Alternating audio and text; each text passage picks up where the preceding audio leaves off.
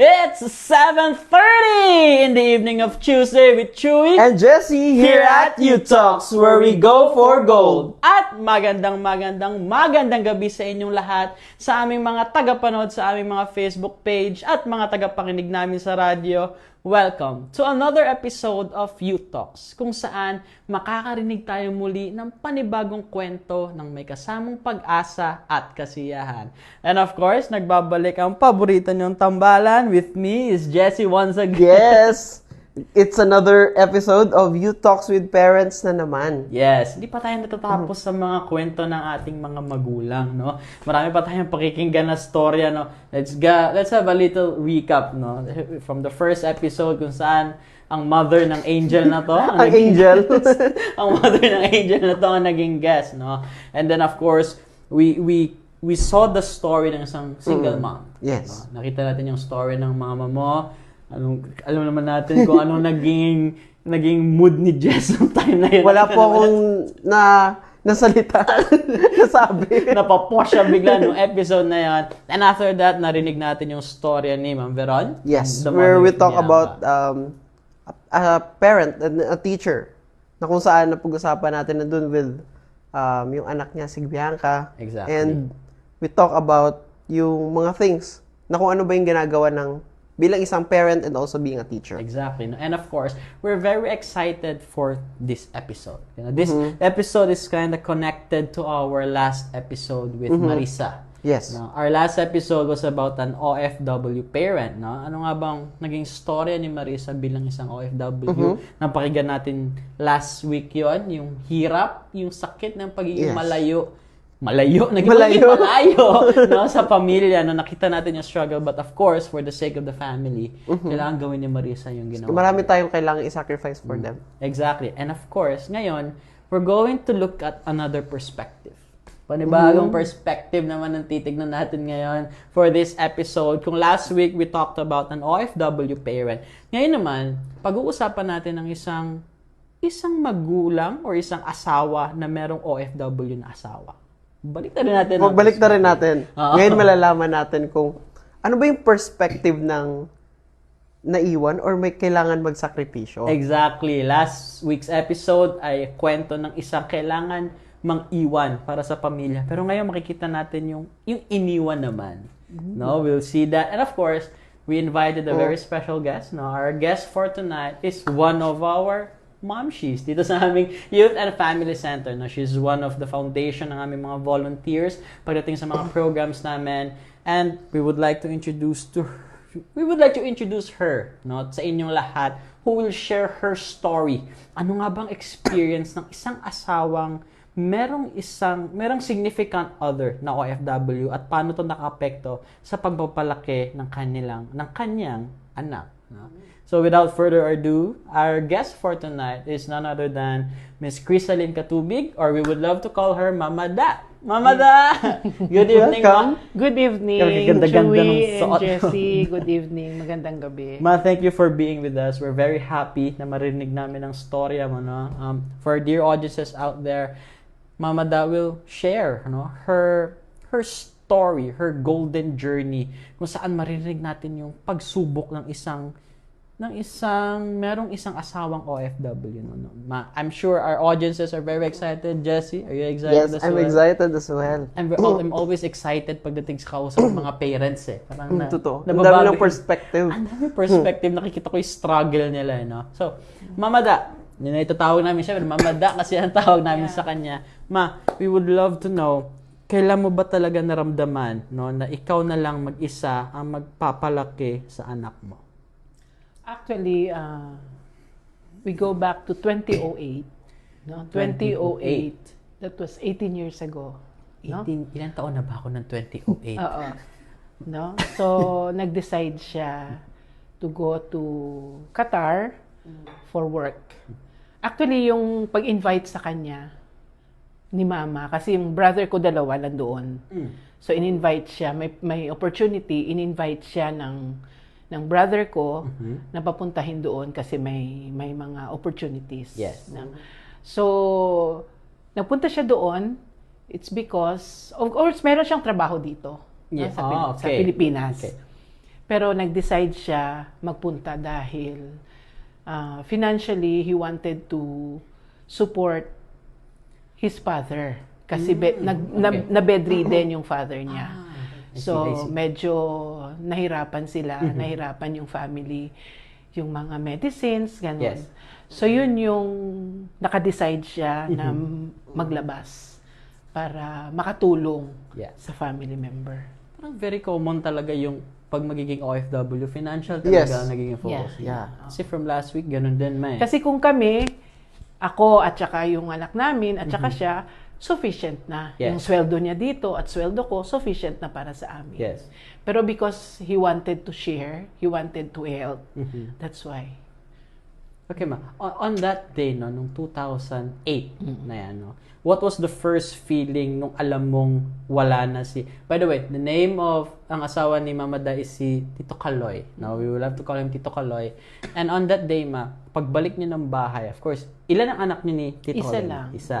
And then, pagbalik niyo na, syempre, wala na si Tito Kaloy sa bahay. What was the first initial feeling mo on that day na, mag-isa na lang ako dito Oo. sa bahay? Actually, naisip ko yun. No? Sabi ko, paano ko itataguyod? Yeah. Of course, financially, makasupport siya sa amin. Mhm. Pero yung physical, Yeah. being a father figure to our son, mahirap, hindi ko yung mabigay, no? As a mom. Yun ang naisip ko kaagad, paano ko ibigay yung need ng anak namin na lalaki, na babae ako, nanay ako, di ba? Yeah. Mahirap yun, di ba? Oo, so yung ganon, Yeah. yun yung fear ko, paano ko siya ipalaki, no? Ganun Mag-isa. talaga. It always comes down to, nakikita naman natin na, it always comes down to necessity. Bakit kailangan umalis? Now, from an OFW, of course, is a very difficult situation in a family, no? And nakikita natin sa story ni Mama Da, alam mo yung, mabilis ba nag-sink in sa'yo, ma? Na mag-isa ka na lang magpapalaki Actually, sa hindi. anak mo? Nahirapan ako sa pagtulog, mag-isa na lang, yung mga ganun. Tapos, yung mga house chores na kailangan na may katulong ako. Yeah. So, yung mga ganun. Yeah. As husband and wife. No. What we're looking here, no, to our dear audiences out there, what we're looking at here is that the effect of physical absence. The physical absence may affect yung connection and security within the family. Pero hindi lang naman kasi siya hindi lang siya effect within Mama Da and sa relationship ng anak mo. But of course, you as well. Kasi yung significant other is nawala eh. Of course, ang buhay mag-asawa, iba pagkasama mo yung significant other mo. Am I right with that, Jessie? Yeah, especially yung marriage na kailangan 2-in-1 tapos malayo. Especially with women or even mga wives, Yeah. need nila yung physical connection with. Yeah. Importante yun, yung not just yung emotional but more on the physical connection Yeah. also. Despite the sacrifices. Exactly, no? Pero grabe yung sinabi ni Mama Da kanina, Yeah. na parang, hindi ko alam paano maging tatay sa anak ko. Kasi yung anak nga nila is lalaki, so paano ko magiging tatay sa anak ko? Samantalang, how old si BJ nun, ma? That was 2008. 7 years old. Si 7 years old 7. siya. Yeah. Parang bata pa talaga si BJ nun, no? So, parang nagkaroon ka ng, how would I, no, become a father through that? Ano yung instances during those times na or ginawa mo para magiging father figure despite being a woman? Yeah. Actually, kasi medyo maliit pa.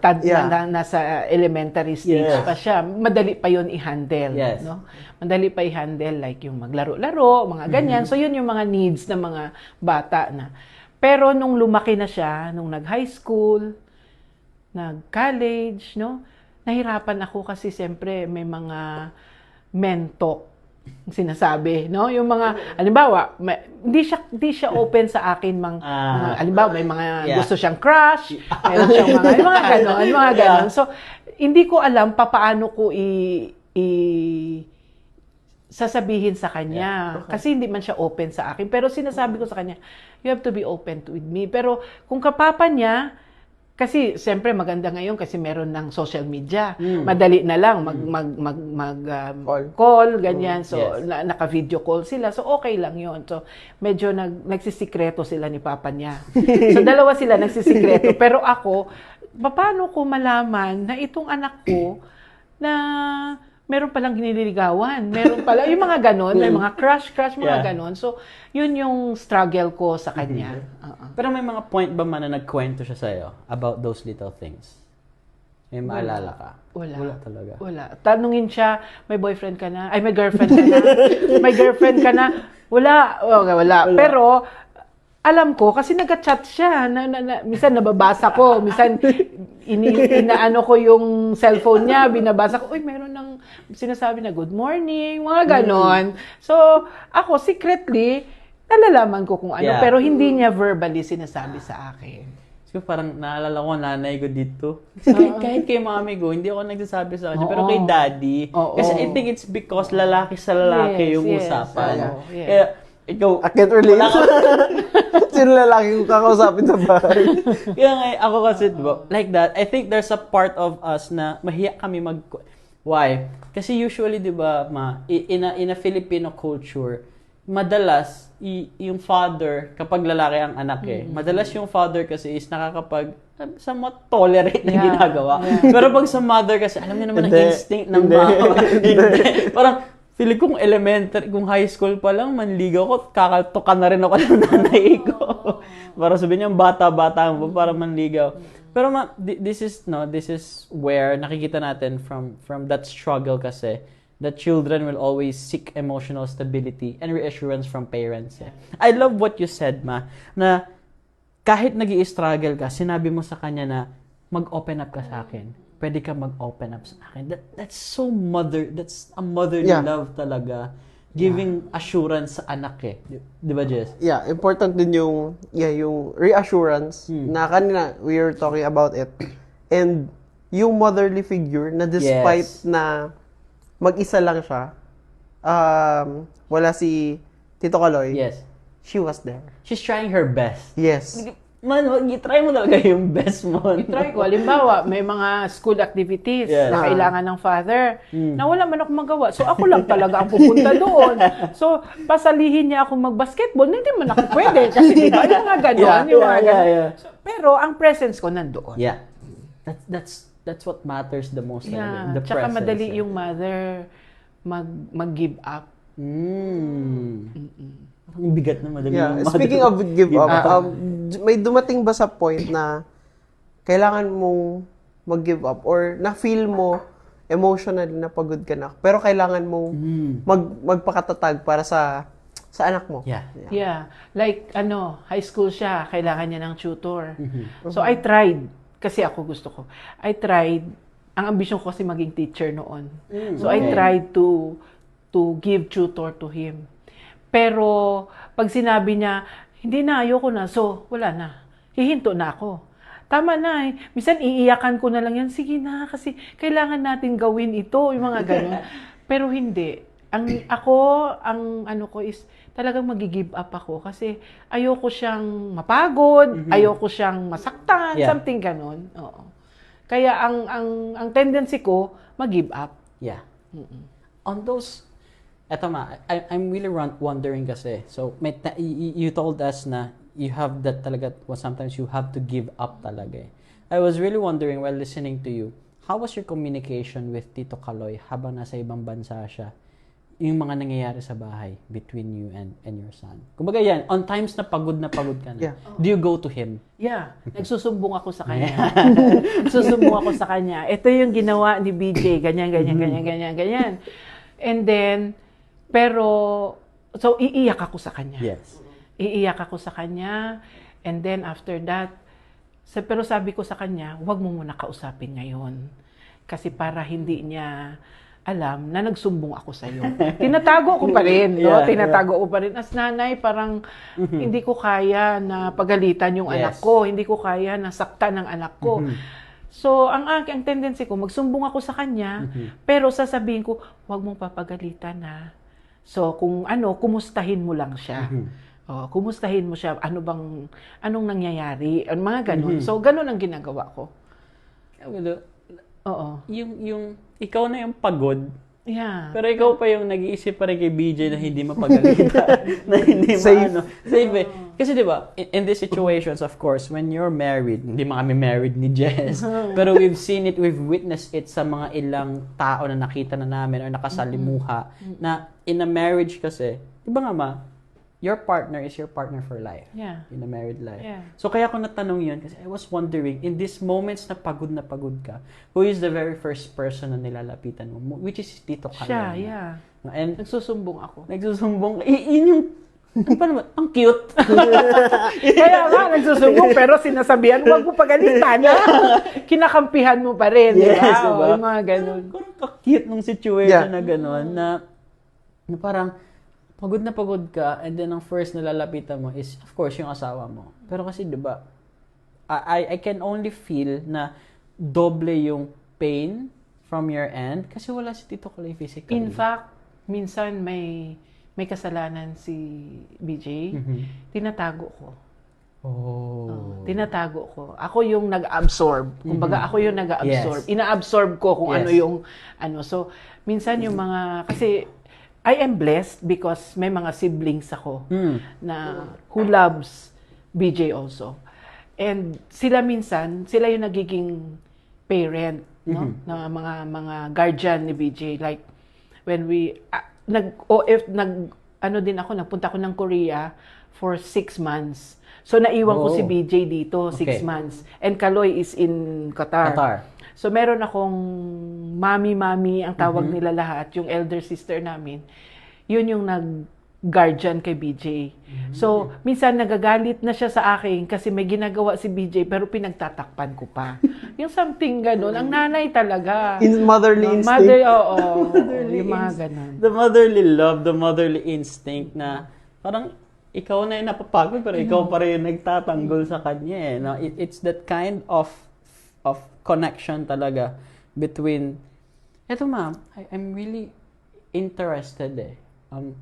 Kumbaga, in those point of time, do you feel like kaya mo pa ba tumayo bilang isang sabay na nanay and tatay kay BJ? Actually, kung sarili ko lang, hindi ko kaya. But with God's grace, no? With God's grace, pinapatatag niya ako. Pinapatatag at binibigyan niya ako araw-araw ng strength para mag-move on na naman. So yun yung pinapasalamatan ko sa Diyos na in the absence of Kaloy, alam ko na si Lord, no? Si Lord ang nandyan na to give me strength, to give me perseverance sa mga patience also in raising up my son. Yep, I can see the tears in your Yeah. eyes. Diba?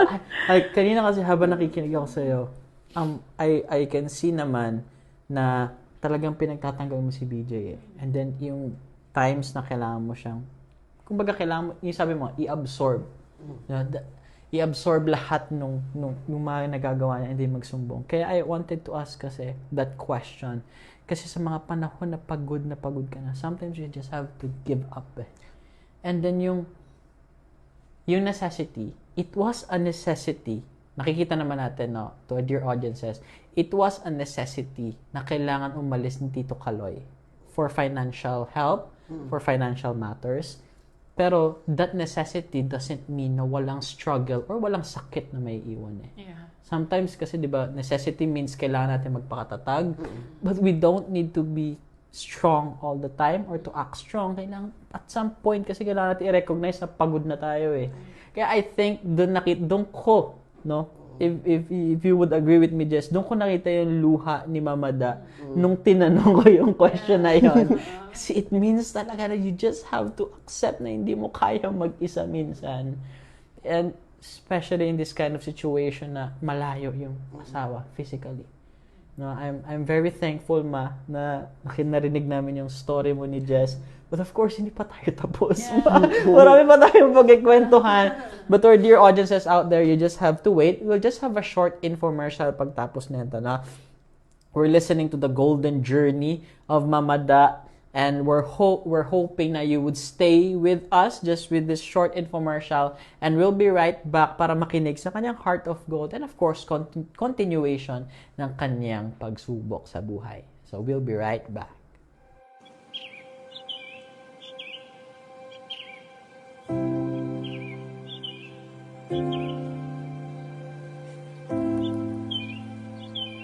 In the heart of serenity where nature meets nurture, lies a sacred refuge, a place of renewal, reflection, and transformation.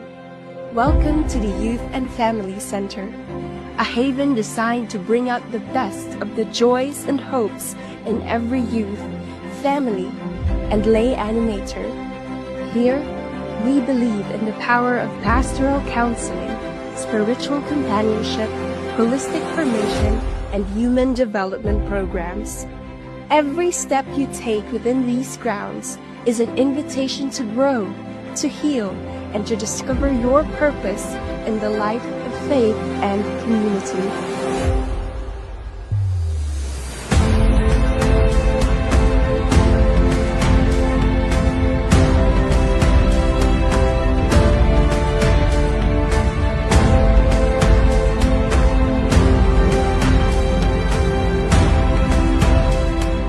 Mission is simple yet profound, to accompany you in your journey of faith and self-discovery, ensuring that no one walks alone.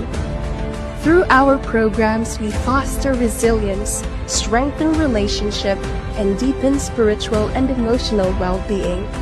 The Youth and Family Center is more than just a retreat space. It is a pastoral learning and development refuge, a home for the young and the young at heart, for families seeking reconnection, and for lay leaders devoted to guiding others in faith. Come as you are and leave transformed. Here, you are seen, heard, and embraced. Together, we nurture the spirit, strengthen the heart, and uplift the soul.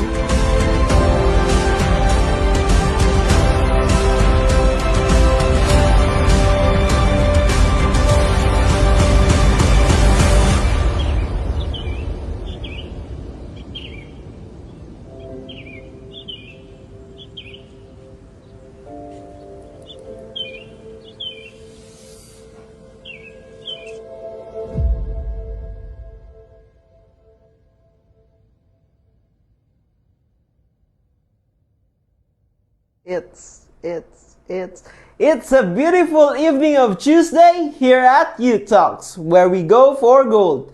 And we're back! Kanina narinig natin ang golden journey ni Mama Da, in which napag-usapan nga natin yung kanyang golden journey. Yes. And nakita natin yung kanyang tears sa kanyang pag-share, yung emotional strain, na kung saan nakita natin nga yung kanyang tears, how emotional she is. Yes.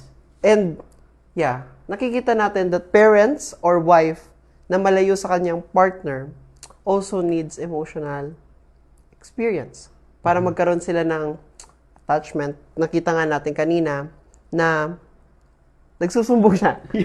Nagsusumbong siya. Pero despite sa nagsusumbong siya kay Tito Kaloy, pinoprotektahan niya pa din. Yes, diba? So, ngayon, paano ka nag-adjust nung pagkawala ni Tito Kaloy during those times? Paano ako nag-adjust? Yes. Yung daily routine ko, ganun din. And then, naghahanap ako ng mga ibang extracurricular activities. Like, ito, yung may mga church activities, involvement in the church. So, very ganyan. active ka talaga sa church. Oo. Involvement in the church. And then, meron akong as reservist in Philippine Air Force. Wow! Reservist ako ng Philippine Air Force. So, may mga activities ako na hindi ko ma-feel yung absence. Okay. ni Tito Kaloy nyo. So, ganun yung nangyayari sa akin. Then, tuloy pa rin yung buhay. Oo. Although, minsan sa gabi, of course, syempre, sanay ka na may katabi, may kasama, Yes. 'di ba? So, Sana all. oo. So, hindi unti-unti nag-a-adjust ako. Oo. During those times, yung during those times na nasa services ka for church or dun sa Reserving. reservice, how about yung family mo? Yeah. What did they do during those times na wala ka? Especially with BJ. Oo. Kung in my absence, Yes. na pag meron akong halimbawa may travel sa office, no, may mga travel sa office. I see to it, no, ginagawa ko lahat 'yan kailangan ni BJ nandiyan na. Damit niya, lahat, pagkain niya, ginagrocery ko, lahat, Yes. kompleto. Sa ngayon, yung mga high school siya, marunong na siya magluto. So, basta may itlog at saka canned goods, okay na yan siya. So, kahit out ako, and then, iniiwan ko siya sa mga kapatid ko. So, ang mga kapatid ko ang mag-look over sa kanya para tingnan lang siya kung okay siya, kung ano bang minsan, pag nung hindi pa siya, nung maliit pa siya, hindi pa siya marunong magluto, doon siya pinapakain. Kay kapitbahay lang man namin ang mama ko. So doon siya, pumupunta siya doon. And then minsan umuuwi sila, matulog sa bahay, sinasamahan na lang siya. Nung maliit pa siya. Ang cute naman. Yung motherly love na talagang iniwan na lahat. No? Ng itlog, canned goods, damit na naka-ready na. Ano, Ganon siya. It's so heartwarming to hear this kind of stories. No? So, hindi kasi siya spoiled. The term is not spoiled eh. But Loved. It's love eh. Love. It's love. Lahat ng nanay Coming gusto. from a nanay. Yes, di ba? Lahat ng nanay gusto i-provide lahat para sa anak.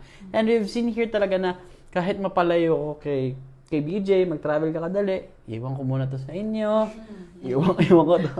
Kasi si BJ natuto ng high school magluto. Ako college na ako natuto magluto. Yung itlog na yan, daddy at mami ko pa nagluluto. Ikaw, kailan ba natuto magluto? Scrambled egg lang. Malit pa ako.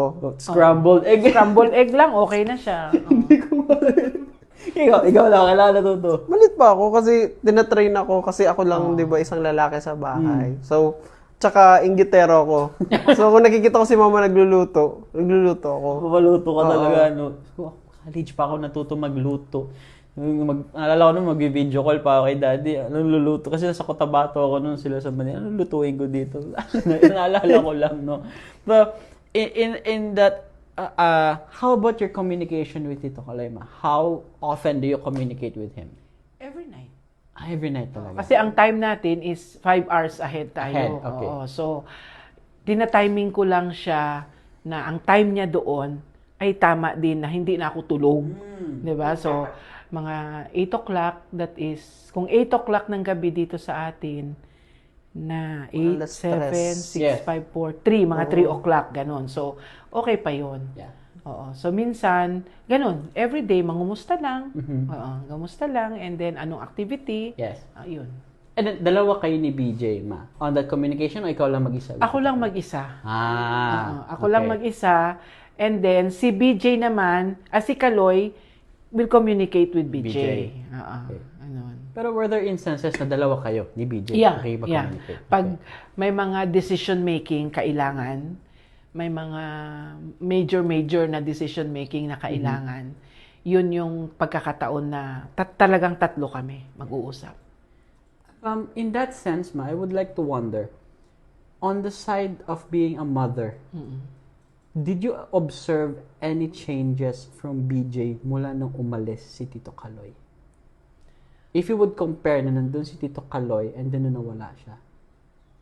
Yeah, kasi ngayon na-compare ko na nung siyempre every year ang vacation ni Kaloy. Okay, that's good. So yearly yan siya. Yeah. So pag nandito si Kaloy, iba yung siyempre yung activity nila iba. Yeah. So they parehas yung kanilang interest sa sports, sa ganyan, or mag-malling ganyan.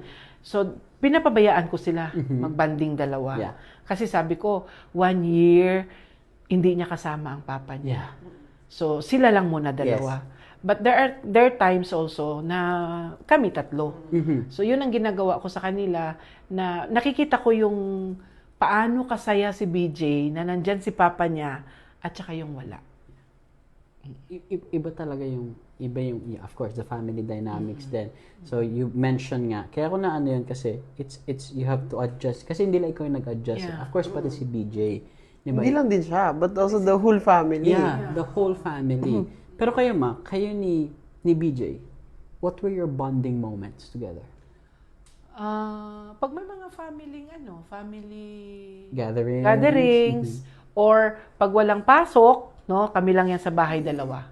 Wala man iba. And then, mag-church, or magkain sa labas. Yan. No, kasi- Ganyan ang aming ano. Yeah, that's very important din eh. We see the building of connection then between Mama Da, of course, and ni BJ, no? We've seen here the changes in one family member's role. Eh. It really affects the whole family system. Kasi nga, nag-OFW city, and imagine this is the setup din kasi, di ba, tatlo sila sa family. And then, that's the foundation already. But when one leaves, of course, mag-a-adjust yung buong system. Oo. Kaya kung natanong kay Mama Da, kung may mga na-observe sang any changes, that's very important din kasi. We see the adjustment from her end, from end ni BJ, and yung sabi mo kanina, from the other family members. No, dun iikot yung adjustment ng bawat family member kasi may nawalang isa. No, para siyang body, no, when one is affected talaga, everything will adjust, no. What would you say about that, Jessie? Yun, yung pagiging, I think the word will be, perfect word will be adjustments and connection. Kasi despite na may nawala, the family was still there. Yes. Yung sa pagkukwento ni Mama Da regarding sa pag wala siya, kahit prepared na, the whole family is still there for BJ. Meron pa ding presence. Yes. And despite also, I think the love is also there for BJ, not just kay Mama Da and Tito Kaloy, but also the whole family. Yeah. Kung gaano siya ka-love. Even with Tito Kaloy, kaya nga yung Yes. constant communication Yes. every night eh. Oo. Minsan nasa solo mo si Tito Kaloy, and then nasa solo ni BJ si Tito Minsan Kaloy. nga, naaano na ako kasi kinakausap niya si BJ, ako hindi na. There are times na magtawag siya, no? Tawag siya sa akin, pero tanungin niya, saan si BJ? O so, ibigay ko na yung phone. Okay. Wala na, goodbye na sila, Yes. tapos ng usapan, wala na nabalik sa akin. So, sabi ko, oy, hindi ako kinausap ng papa mo. Mag-isip ako ng ganun ba? How did you feel about that, Ma? So, Wala mga ganun. lang, parang ano lang, sige, okay lang ako. Kasi ako, hindi ko alam bakit ganito yung perception ba o attitude ko na parang hindi ko binibigyan ng malalim na ano yun na nainggit ako o na ano ako, no. Because naintindihan ko kasi malayo si papa niya. So, binibigay ko yung pagkakataon na, sige, kahit hindi ako kausapin, okay lang. Yeah. Basta kausapin niya si BJ.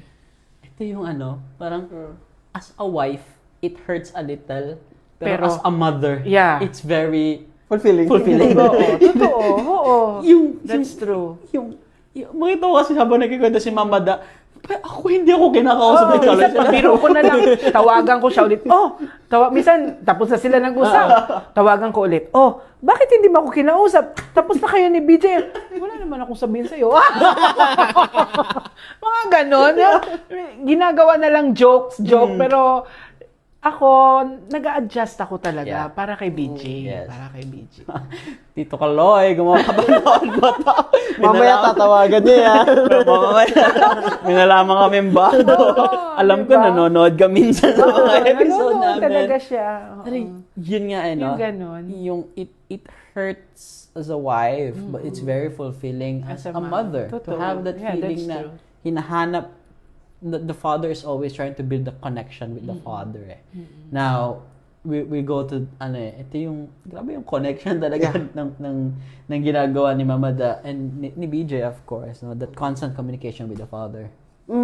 Yeah. Ano yung ginawa mo, despite the distance, paano mo natulungan na mag-build pa din yung, hindi sila mawala sa isa't isa? Kasi nga, di ba, sabi mo kanina, when we were talking, yung tatawag si Tito Kaloy sa'yo, tapos hanapin si BJ. Ano yung secret bilang isang mother na ma-build pa din yung constant bonding nila dalawa? Kahit nagtatampo ka na. Pero kailangan mo pa din ibigay yung phone. Kasi yun na nga sanabi ko kanina na binibigyan ko ng pagkakataon. Kasi alam ko, ako nandito lang. Diba? Nandito lang ako. Pero kasi si Tito Kaloy nyo, kasi wala siya, tapos si BJ, hindi niya nakikita ang papa niya kaya binibigay ko lang sa kanya, okay lang ako. Sabi ko, yung ganun. Oo. yung the question nga is, of course, 'di ba? Kahit may tampo ka na bakit ako hindi ako kinakausap ng asawa ko, pero kasi that feeling kasi of connecting still your son. Yeah. I don't know why. It's very common talaga sa lahat ng in-interview namin na parents, no. It's very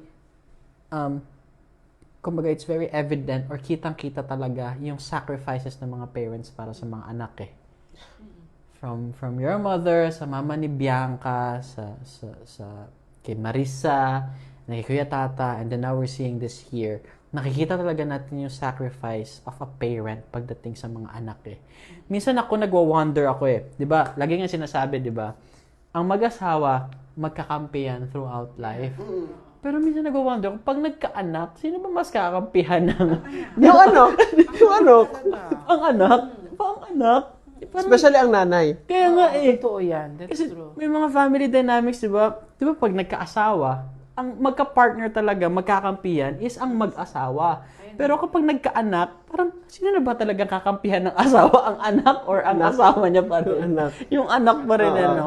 So we're seeing that pattern talaga when it comes to parents. No? The love of parents with one another sa bilang mag-asawa is nandun. Pero iba yung dating kapag may kailangan i-sacrifice para sa anak. Yeah, that's true. May ibang kailangan gawin para sa anak. Especially from a mother, kasi siyam na buwan nyo kaming binitbit. Oo.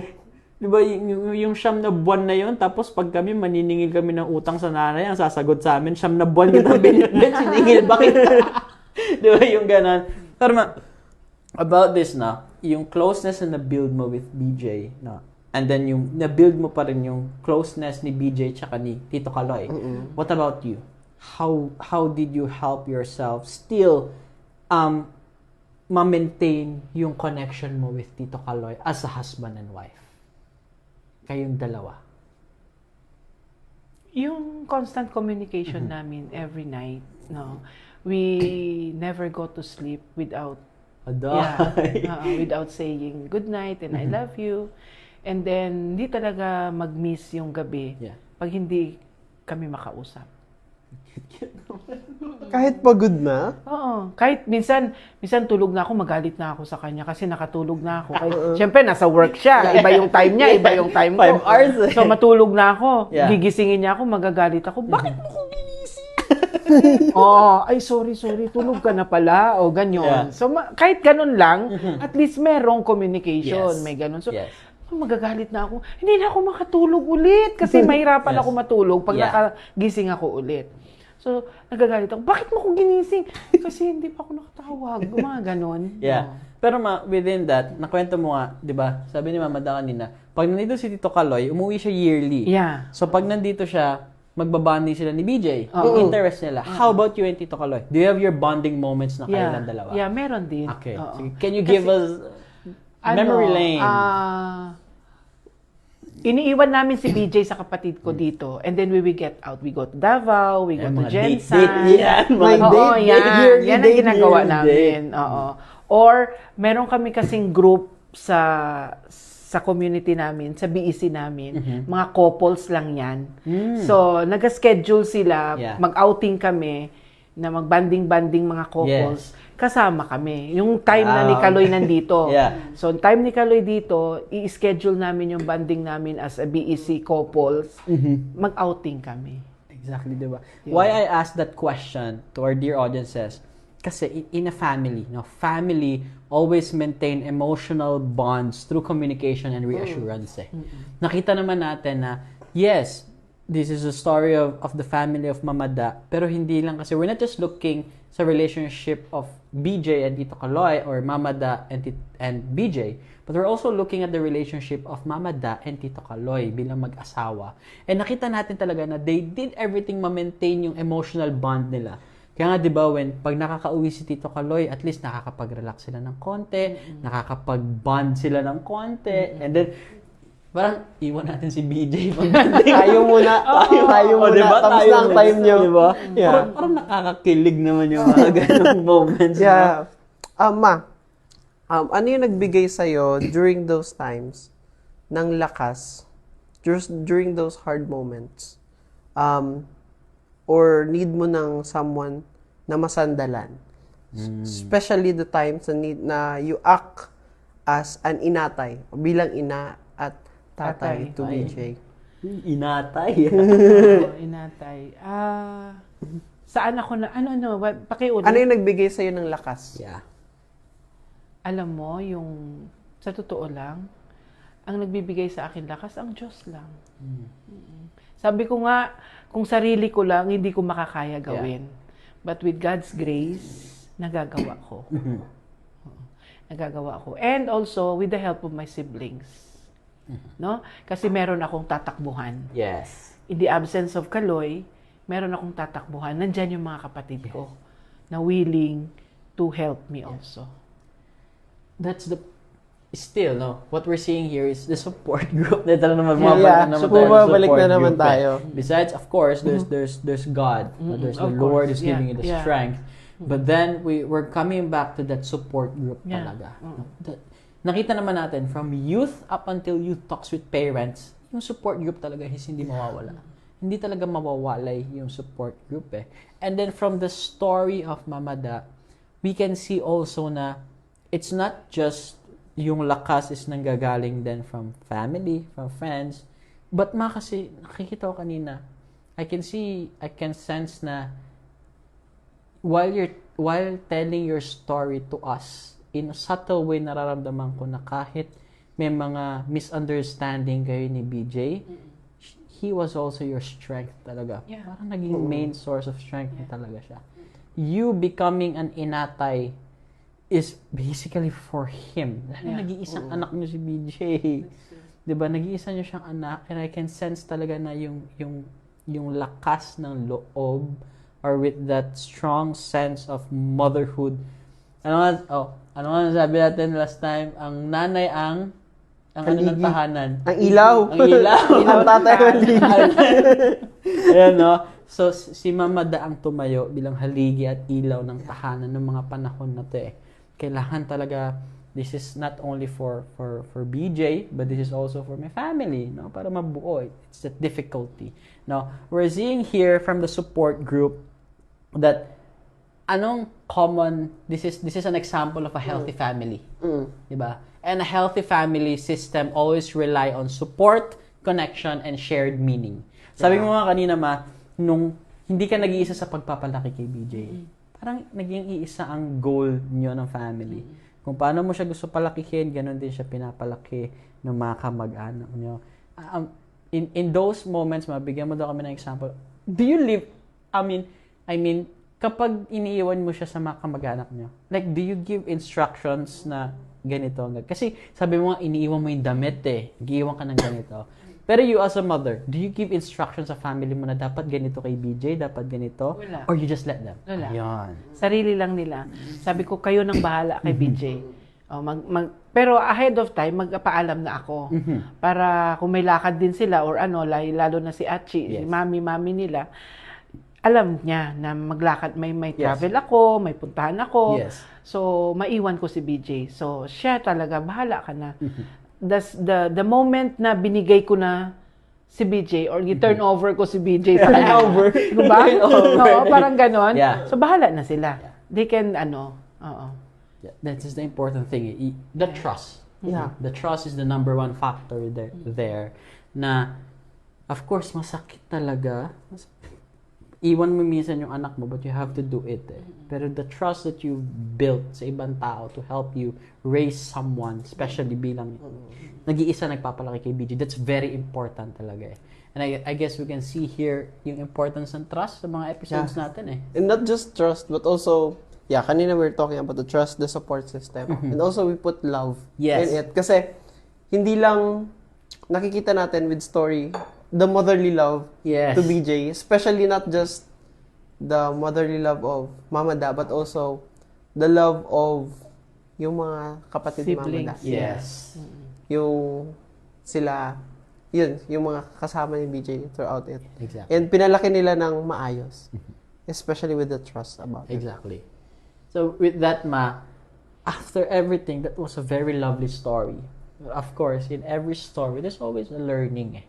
We would like to wonder, ano ang mga lesson, no? Ano ang tinuro sa iyo nung karanasan na to bilang isang ina, bilang isang tao, at bilang isang asawa? What are your learnings from your own story? Napabuntong hininga si Mama Dan. Ang lalim nun. Ang lalim nun na, parang ang lalim nun na. Ang learnings ko is, I cannot stand alone. No? Kailangan ko yung support, no? Lalo na wala ang tatay. Yeah. No? So, I am blessed because marami akong support group.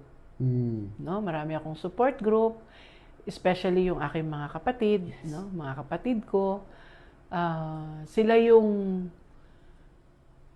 nagbibigay din ng paano mag-raise kay BJ.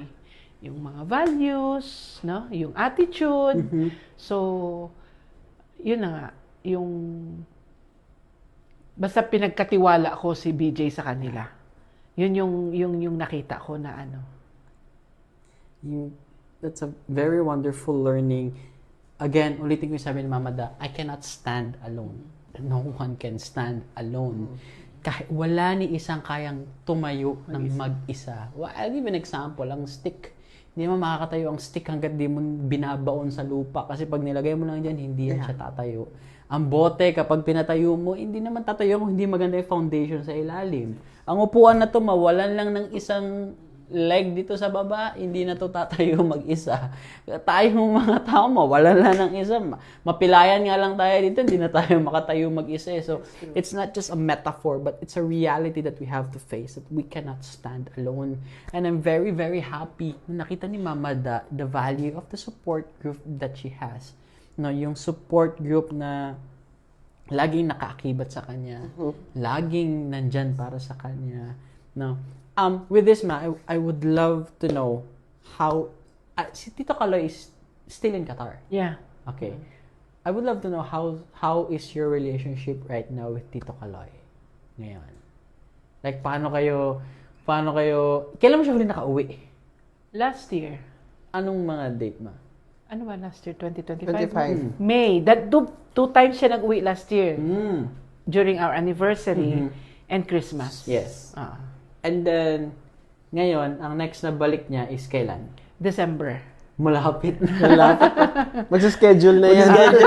Mag-schedule na ng date. May schedule na. Okay, Ma. Can you compare, ganito na lang, can you compare the difficulty ng adjustment mo before? Kasi di ba before, nung una. Now, how would you look at yourself now sa situation yung Tito Kaloy na nasa ibang bansa siya and then ikaw nagpapalaki mag-isa kay BJ? Actually, sabi ko nga sa kanya, umuwi na siya eh. Oo, pero meron pa siyang, hindi ko alam, meron pa siyang ina-achieve siguro. Tito Kaloy, namimiss ka na ni Mama Da. Pero, ano yung tanong mo kanina? How would you compare now yourself? Yung adjustment ko. Yes. Medyo mabilis, madali na. Okay. Kasi yearly naman. Yeah. And then merong video calls, Yes. 'di ba? So mabilis na, madali na. Hindi gaya yung mga first 2 years, medyo matagal. Yeah. First 2 years yung umalis siya. Yeah. Medyo mabigat. Matagal ako nag-adjust. Pero ngayon, madali na lang, hinahatid pa namin. Wala nang iyakan. Noon may iyakan pa paghatid. Ngayon wala nang iyakan. Siya lang umiiyak kasi umaalis. Balik lang. Siya na pala umiiyak. Siya lang umiiyak kasi umaalis siya. Siguro, mag-isa naman siya doon. Yeah. At least marami akong kasama dito. Yeah. Nandito yung mga kapatid ko, nandito si BJ. Siya kasi doon, isa lang. Although nandun yung mga kapatid ko, pero iba-iba silang lugar. Yeah. So, ganun. So, nakikita lang sila every Friday. Minsan, nakikita sila doon. So, ganun. Mabilis na. Madali na. Yeah. Oo. Ano na-observe mo sa naging reaction ni Mama Da? Ako, I have one observation. Sige, ano yun?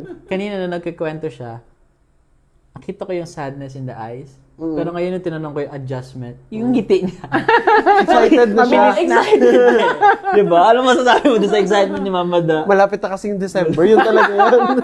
Kasi darating na. But yung excitement is not coming from longingness. Yeah. But it's coming from, alam mo yung fulfilled siya. Yes. Na despite the distance, Yes. may support system pa din siya na malayo. Diba? Yung pagmamahal ni Tito Kaloy to Mama Da, nagpa-pass through sa iba-ibang Yes. continent. And I think one of the reasons yung support system niya. Yes. Tatawagan ka pa naman, di ba? Yes. Araw-araw. Gusto kong i-pick up yung ni Jessie na nagpa-pass through. Kasi si Kaloy is hindi man siya expressive na father, no? At as husband. Pero every month yan, mansari namin, he never fails to surprise. Wow. Wow. Totoo. In fact, yung aking mga office mates, mga dalaga, naiinggit sa akin Wow. kasi even a single chocolate, Yes. magpapadala talaga yan siya. Kung sino-sino yung kanyang mga kinukuntsabo, tawagan niya, dalan mo si ganito kasi mansari namin. Hindi siya nag-fail. For 25 years. Oh, boys, take note. Take note ng ginagawa ni Tito Kaloy. No? Ma, thank you so much. Yeah. That was a wonderful story. Nakita namin yung growth, sacrifice, and unconditional love sa story mo talaga. It was a wonderful story kasi it shows how deep a mother's love can be. Yeah. Kahit na naramdaman namin yung struggle mo bilang asawa at bilang anak, but you still manage to be that kind of person who you are right now, with a person with unconditional love. And of course, we're going to the saddest part ng ating episode. Ma, sabi ko sa'yo, mabilis lang talaga ang episode pag nandito ka. Wag, diba? It's almost 8:30 in the evening, and of course, we have to come to an end. No? Pero before kami matapos, Ma, we always have our guests to give a short message now. Usually, di ba, from our youth, nagbibigay ng message sa audience. But of course, when it comes to parents, we make it as intimate as we can. Ma, the camera is all yours. We would love to hear a message from you para kay Tito Kaloy and para kay BJ. So, the camera is all yours, Ma? Para kay BJ. Jay, alam mo kung gaano ka kamahal ni Mama. Sabi ko nga sa iyo, ako lang ang kakampi mo. 'Di ba? So, ano ba? Basta yun. Alam mo kung gaano kita kamahal. At ako lang ang kakampi mo. Ayun. Kay Tito Kaloy naman, love, alam ko kung gaano ka nagsakripisyo para sa pamilya. Appreciated yun. Kung may pagkakataon na matapos na yung contract, baka pwede ka nang umuwi. Alam mo yon. So, alam ko, nagsasakripisyo ka dyan mag-isa. Pero, alam ko, hindi ka mag-isa dyan dahil nandyan si Lord sa iyo. So, I love you. Parang kilig naman yung love na pagtawag. Tito Kaloy, narinig mo. Love naman ang tawag namin. Cute. Hopefully, mapanood ni Tito Kaloy. Tito Kaloy, sana nanonood ka ngayon sa episode na to, no? But, Ma, thank you very much. To our dear audiences, usually magbibigay kami ng message, pero hindi na kami mga agaw ng moment. No? We just would like to thank everyone out there sa pagsubaybay sa aming mga tagapakinig sa radyo at mga tagapanood namin sa Facebook page. Thank you very much for being with us. No? Mama Da, Thank you for sharing your story with every one of us. We're so happy to hear your It's a story. privilege. Thank you so much, Ma. And of course, we would like to give our credits to NDBC, to Father Rockmore and his whole team for always supporting us. And of course, credits to our technical team behind the camera, no? For Narciso Aliaga, for Remar Cabual, and for Lyra Mel Rodriguez. Thank you always for being with us. Thank you dahil sa inyo. Kaya kami nakakapagkaroon ng magandang kwentuhan dito. Then of course, this is the saddest part. We have to come to an end. But I hope you have enjoyed our episode for tonight. Isa lang ang masasabi ko, boys, take note ha. Walang na-miss na anniversary kahit malayo si Tito Kaloy kay Mama Da, take note. No? So, thank you very much. It's a beautiful evening of Tuesday with Chewy And Jesse here at U Talks, where we go for gold. And we'll see you in our next episode. Kabataan, young at heart. Go for gold, 'cause here you go with you talk us. Kabataan, young at heart.